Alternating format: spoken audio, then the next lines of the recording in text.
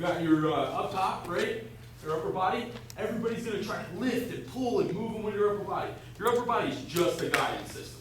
You know what I'm saying? It's just telling you where to go and what point to hit. You know what I'm saying? Your lower body, you know what I'm saying, is your rocket. You know what I mean? Is your power, is where your fuel and the fire's burning and sending you out there, okay? So a good example of that, right? If I got Coach Danny right here, then I just step, boom, and I'm gonna take Coach Danny this way, but I'm not gonna throw him right now. You know what I'm saying? When I take him that way, it's just my lower body, the violence of my hips that come in, and my upper body just holds and goes. Now watch Coach Danny's hips as I do this.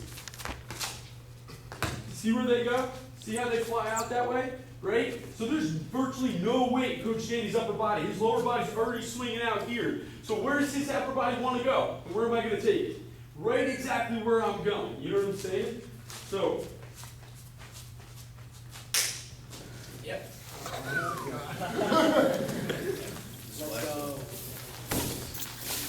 So when I go and I take Coach Danny, right?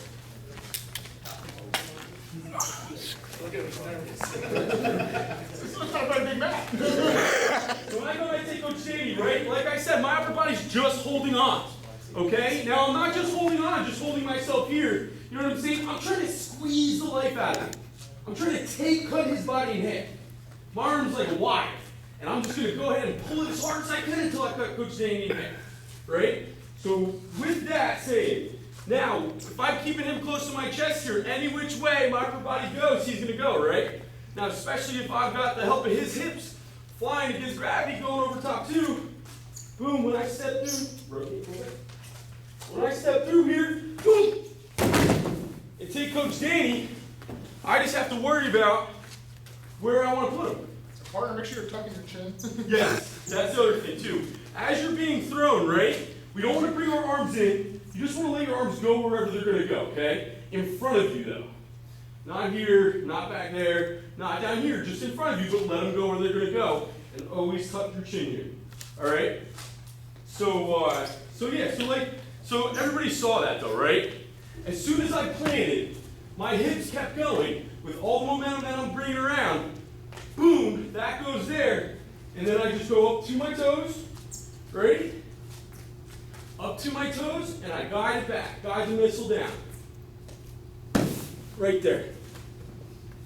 So, with that being said, all right, I want to go and do two things, right? That right there is called my back arch. That's where I go, right?